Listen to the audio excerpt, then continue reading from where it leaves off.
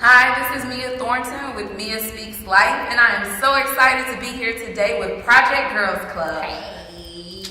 So I'm going to allow them to introduce themselves and then talk a little bit about what they're working on right now. Okay, I'm Chanel SNL. My name is Mika Means. And I am D Woods. Okay, so who are you, SNL? Chanel. Well, we're D Woods. a group of artists, singer-songwriters, creators, Dancers, creative directors.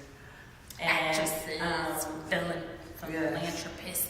Yes. We've had our feet in this business for some time. We've seen a lot of things and we've done a lot of things. We have receipts. And, through the years of us being in this business, we just have watched it be a struggle for women.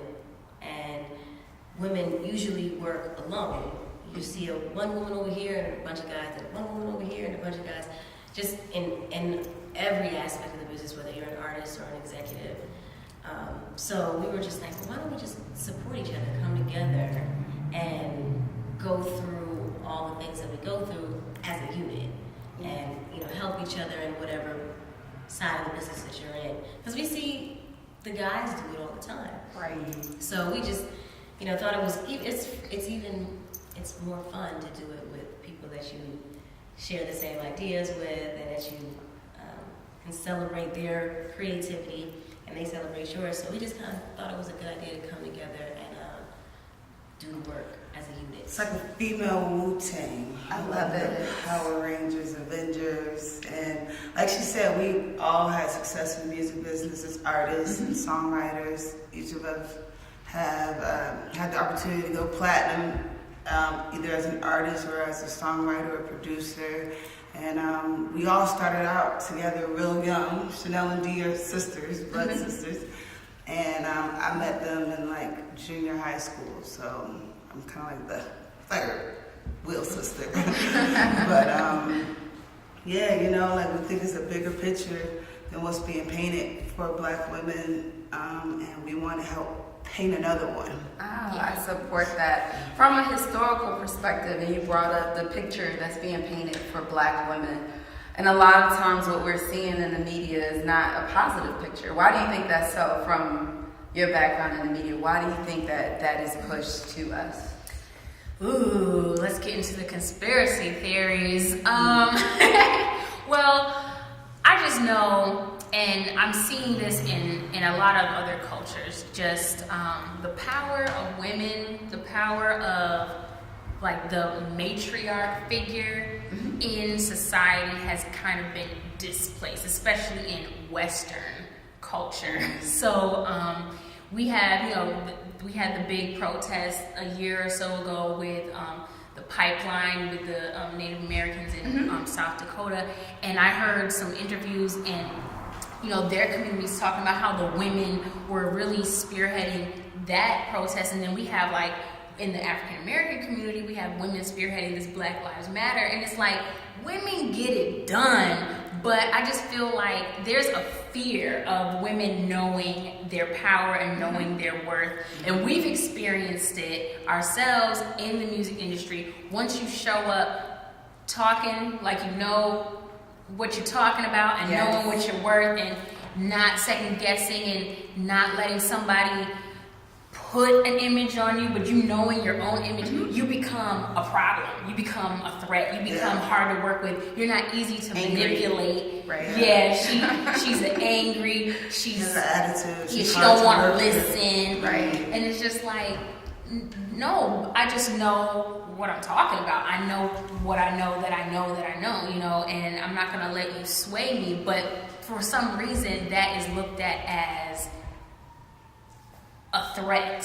When if we were a man coming in, they just respect it. Oh, he's a shrewd businessman, or he's this or that. And it's just like, you know what? We're just not going to apologize for it anymore. We're just going to do it. And there are a lot of doors that slam. There's a lot of people who, get in their feelings. Right. And it's like, well, I guess you're just going to have to feel that way, because the alternative is me compromising myself and my feelings. Yes, so then what happens is, because then it like opens up a certain amount of jobs and a certain way that you can be. And, Right. you know, so females, it's almost like anything. Any minority, it's like, okay, you can be this. And so then you got people just cooling out doing that because, you know, trying to make a living or still trying to fulfill their dreams. And so this access road has been opened up. Like, this is how we see y'all. This is what y'all do.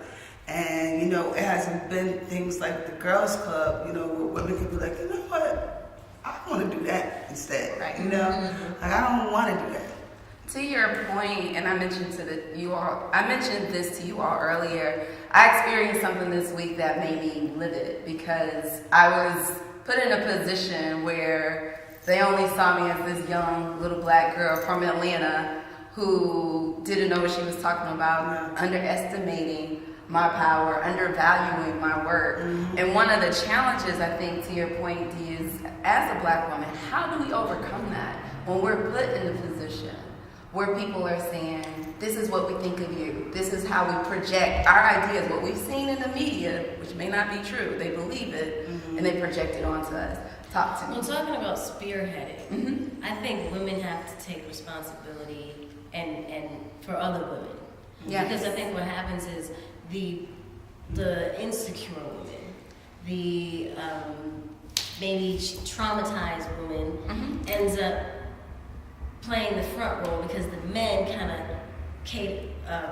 attract those women, and then it's like, so because we were just in, oh gosh, I want to say that. You know what I'm saying? We were just in the studio the other day, and you know we're super talented writers and creators, and then there was other females in the studio that are talented in their own right, but the sound that they were creating was like, take off your clothes, put it in your mouth.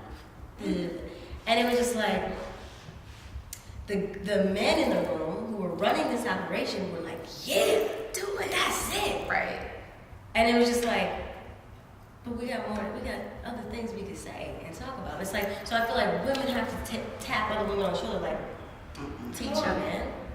Because you're giving them the green light to shut us down. But how do you overcome that in a space where that sells? So to your point, if people are making money doing that. I think that's what any minority is. Like, you get into a position of power so that you can change it from the inside out. And so you don't sell out. You take the time to do the work and to put yourself in positions to change it. Right. And there's power in numbers. Right. So when you link up like this and you show this side in a more massive light, then more people become attracted to it. Because people only want to, somebody told me, like, people love being the first, but they don't like being the only. It's true. So if you are, as soon as you show one example of it working, then everyone wants to copycat it. Everybody wants to get on the bandwagon. Everybody has something to say, and it's like, okay, well, we just got to show it working one good time, you know, and it not being like an anomaly, making it like a pattern. You know what I mean? So like that's what we're doing, and to have longevity, and then not to let it just like fizzle out. Like, oh, that was just a moment. That was just a phase. Like, no, this is going to be like a new lane. Like, we have that lane. It's fine. I think it's starting. I mean, just with what everybody's saying, I'm like, gosh, you're the woman. Last year was you're the woman. It's just like, I think it's growing. I mean, we've had a lot more work to do. Right. But I feel like, you know. How do we decrease the level of competition amongst women? I think even in your industry, the music industry, I'm not gonna lie, I was in an Uber a couple of weeks ago and someone said, well, you gotta choose a side between Cardi and Nicki. And I was like, I love both of them. Why can't we celebrate both of them? And I feel like especially in the music industry, especially, you know, in male-dominated industries, they pit women against each other. Yeah, that's the thing. Like, I think just the way society is set up, as we grow, you know, from really young, women are not put in teams. They're only put as like the prom queen, the princess, the one. You know what I mean? Whereas with boys, with men, teams, 5 on the starting 5. You know what I'm saying? The team sport, the roster, the whole clan. It's like I think we just need to change that idea. And competition is great. Competition makes everybody better. Iron sharpens iron. So it's just a matter of instilling security and not making your competition like a threat. That just means, oh, word, you got a hot single? Get on and celebrate. You know what I'm saying? And then there'll gotta be like a fight. You know what I mean? Definitely. And I think also just the more images they see, like the round table thing that Jada Pinkett is doing with her daughter and her mom, like we haven't seen that, you know, and talking about real issues. And then what Project Girls Club is doing, it's like, you know, taking talented females who've all been successful and really trying to show, you know, another level of doing it without, we're not doing it alone. So I think it's just the imagery, seeing something more and inspiring, you know, your friends to be like, no, like, you know, do this or show this, you know what I mean? And then the other big thing is, you know, we are not, you know, shy about mentoring other up and coming females. It's like a lot of those big successful women that we talk about, it's like they in a cave by themselves with the secrets that they learned and their successes, and it's like, no, you have to like pass down the information so that that girl doesn't have to go through what you went through. You know, I just feel like a lot of times it might be like, well, she got to learn her own way, I had to learn mine. So, you know, it's like, no, pull her to the side, say, hey, but you sure Lifting each other. You know what I'm saying? Not tearing each other down. I think that's really important.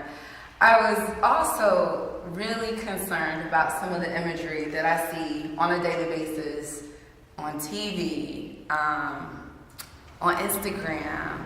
Like what's popular right now, what's cool right now is just, to me, we're objectified to an extreme.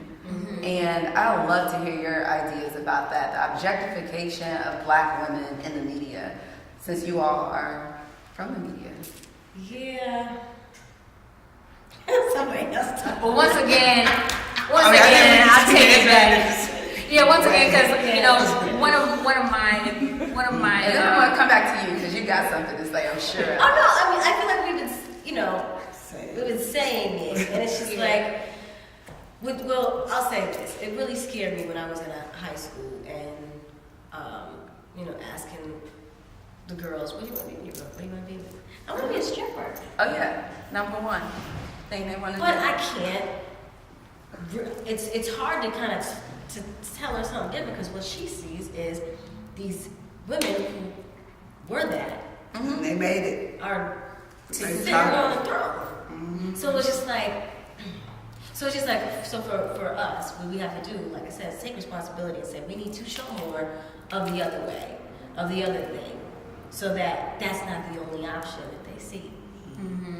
How does that become popular though, in a space where you gotta start with you? You gotta start. That's why we go and talk to these kids, and you know, it starts with the youth. The other, I mean, not to say grown people, it's too late, but you know, you start with them.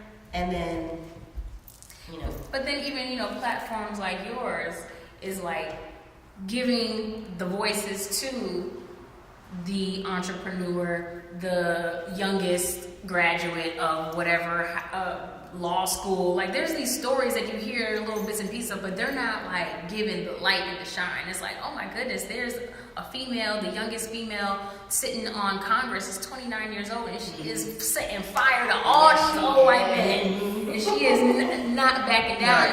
But then she's not like lame, like a bookworm. Like she be dancing on the rooftop, like hey, y'all, and then she'll get in there with Maxine Waters and break it down. And so it's like, okay, there's more than one way to talk to somebody and make your point. I don't have to throw a glass of, you know, martini at somebody when I'm wearing, you know, 3 bundles of hair and a bandage dress. You know what I'm saying? I can actually like wear a suit. Right. And have like some SAT words in my vocabulary. Right. And articulate your thoughts in a clear and concise way. And no one has like an assault and battery charge after it's done. No one's going to jail. But what I was going to say is like, I'm kind of like I am the bookworm of the group. So like, you one of my areas of study is, Africana studies. And from the beginning of our history in this hemisphere, really, Black people, we are objectified. Yes, Black men and women, we were looked at as products, we were looked at as property, we were looked at as, commodities. And so that is the history, especially Black women. How many babies can she bear? That's how much she's worth on this plantation. And she can work, and she can pick cotton in the field, and she can pleasure the master. So we were always objectified, and it's time for us to take the objectification off of ourselves and complicate the whole picture and say, I'm a full person with a brain, and thoughts and feelings and passions. I am a human being. Yes. Surprise. Yeah. Or just move to like Saudi Arabia or something. They don't ever see your body does nothing anyway. So, we all look the same. Just walk around. If you had advice, just as you know, we have the Speak Life Foundation, and we work with a lot of kids here in the Atlanta metropolitan area to inspire them to love themselves and to love other people. But a lot of my kids have challenges with actually loving themselves. Like, how do you love yourself in a society that tells you if your hair isn't long, if it isn't straight, if your skin isn't this color, then you're not good enough? What advice would you give my young men and my young ladies on how to love yourself beyond what society tells you? And I want to hear from each of you. So we're going to start with you. Well, advice to the kids would and grown people too, and grown because they people. need it too. I think it's diving into who you are. I feel like people are insecure because they don't really know who they are. They don't know their strengths. They don't know their talents. They don't have things that have made them feel good about themselves. Look at the Black community. A lot of times it's just like, girl, get in there and go sit down somewhere. Right. Go do your girl. It's not like, how was your day? Right. So what did you think about that? You know what I'm saying? And start allowing children to express themselves. Like that's something we do with my nephews all the time. Like them little children, boy, I was something like, shut up, like it's too much opinion. But I think that just starts in the home, and then mentorship programs and starting stuff like that where they can come and be around people that's not in their homes. We grew up in something like that called the Youth Ensemble of Atlanta, and that's what the foundation was. It was love and theater arts and learning your craft and learning like what makes you different, So I think it just starts in the home and then creating places outside the home that are comfortable where kids can get it. Yeah, I was going to piggyback off of what she was saying, because that's why I say, you start with them young, and it's not like one thing you can say. And I've troubled myself with like going to, different high schools and talking to them and be like, I just need you for like 2 months. Like, fix it. But I can't tell it to you in one, take. But it is about building confidence. It's a lot of these kids haven't started something and seen it all the way through to say, I make that happen. So, like, please invite us to definitely some of the things that you do. Because, it's when they see themselves accomplish something, then they're like, oh, I can do that. Or if they see, just to sit with them and say, okay, let's find somebody who looks like you, who you can relate to. And that's adults. And let that be your icon. Let that be your, your goal for a second. Because right now these kids that's where they're at. It's like, I can't remember, I think it was Instagram. I saw these 2 little boys looking at the Black Panther picture, and they were like, I'm this one, I'm this one, but then I'm her. And it was like, when you can find somebody that looks like you, that's doing something great, then, that kind of helps when they're in those days where they're like, I'm ugly, or I'm not talented, or I don't know. So it's just about spending time with them. With them. And then I'm gonna say, you gotta love yourself. Ugly, but just more of the same of what they're saying, you know, even with adults, you gotta love yourself. And even with adults, and especially in these relationships that we end up getting, especially women getting into these relationships, because we are looking for validation outside of ourselves. And a lot of times we look for it in the attention of a man. And he don't love himself either.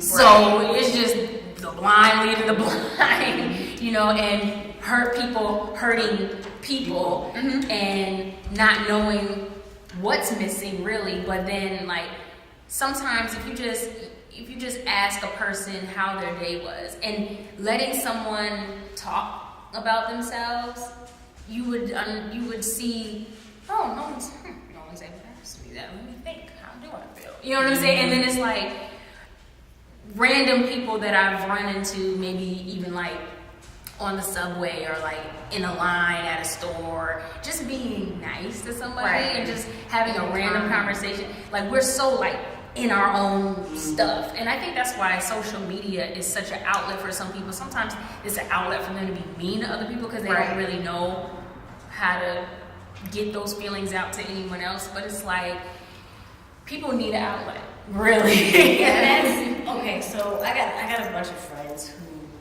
their lives are robotic.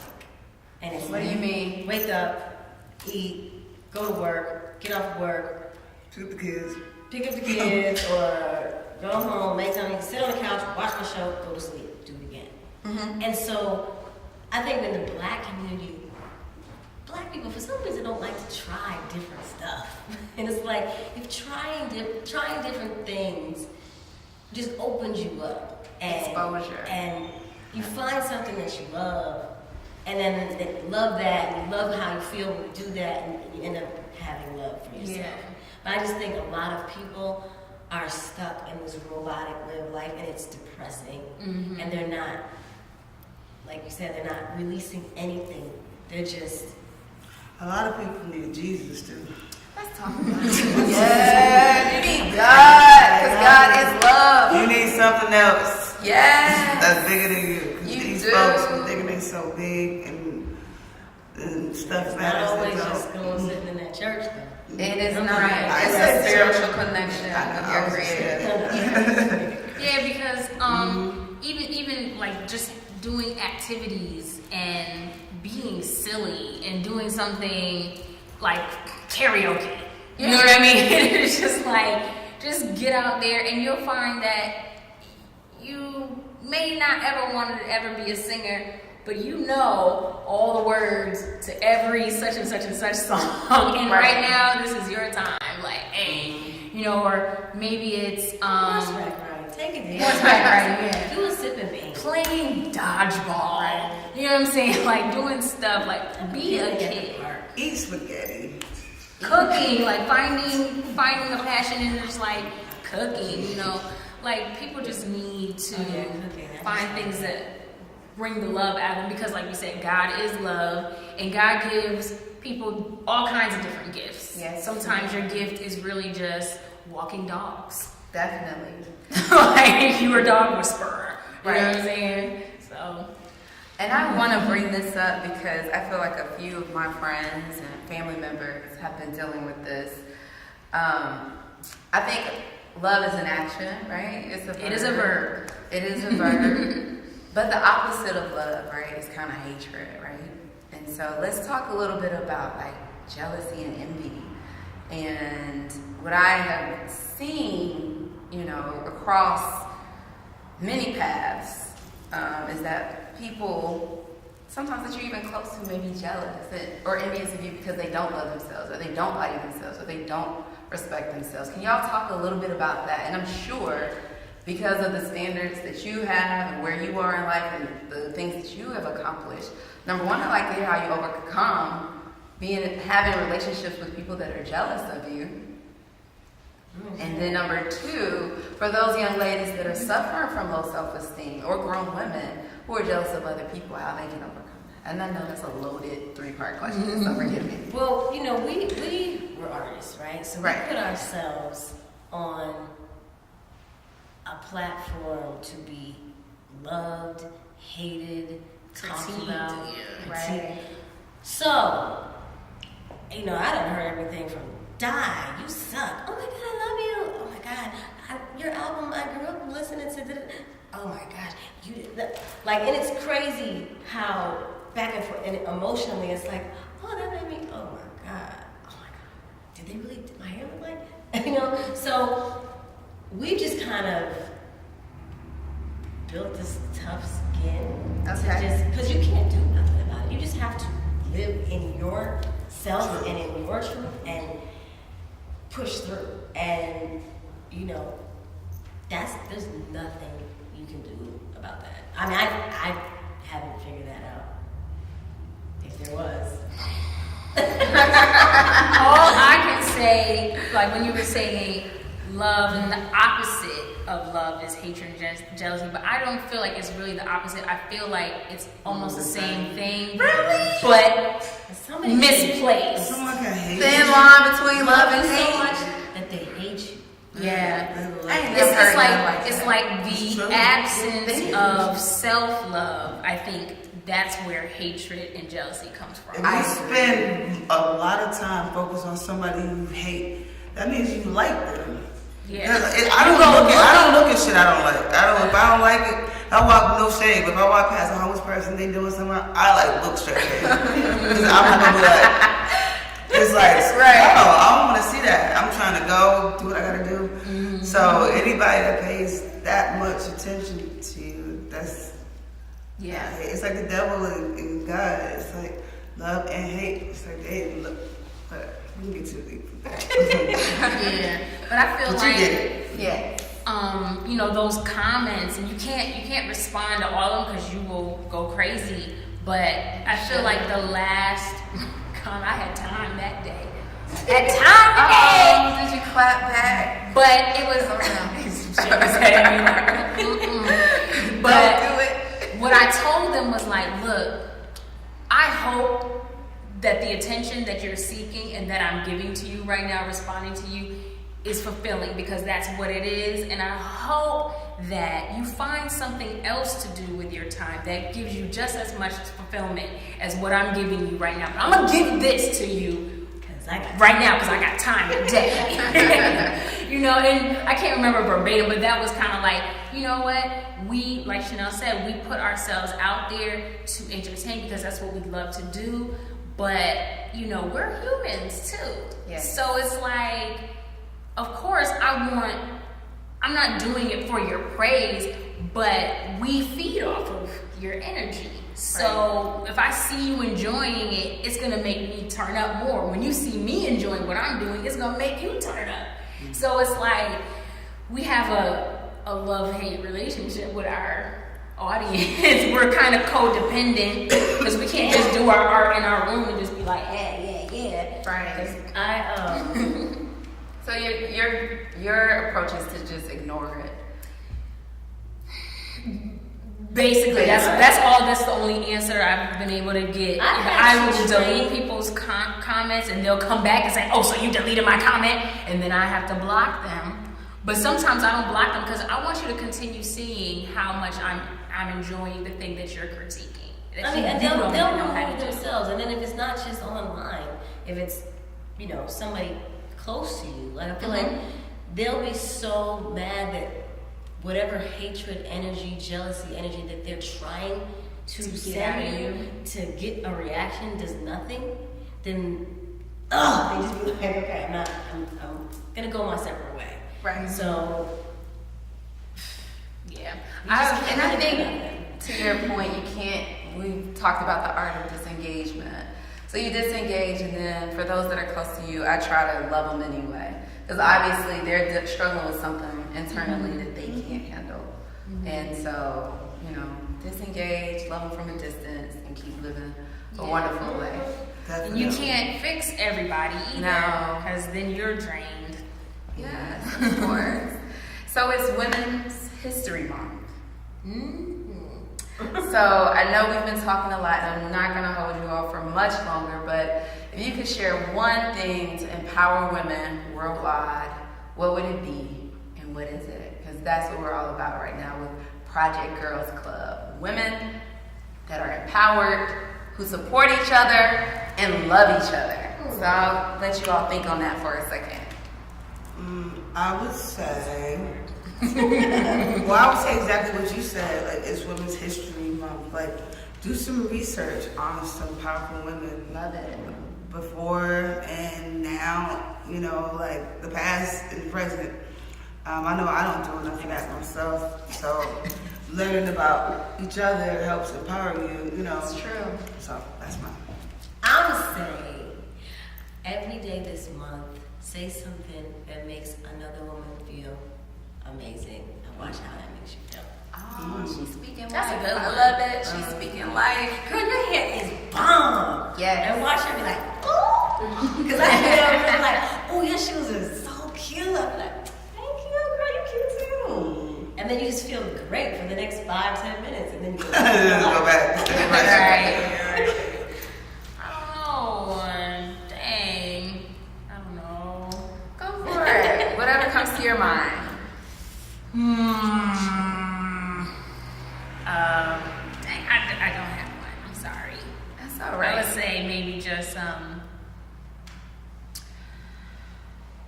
when it's your time of the month, you know, celebrate that. I love When it's your time, that lets you know you're a woman. Yes. You are a woman, girl. It's real. Have Go period through party. Period party. National Endometriosis Day. Well, ladies, thank you so much. Thank Is there you. anything that's coming up that we should be aware of for Project Girls Club that we should be on the lookout for? Any projects musically? Yes, if you haven't heard Run Up, Okay. if you haven't seen the video, Okay. it's on all platforms. You can follow us at Project Girls Club and get whatever links you need. Yeah, look out for just the new material that we're dropping. This is our year.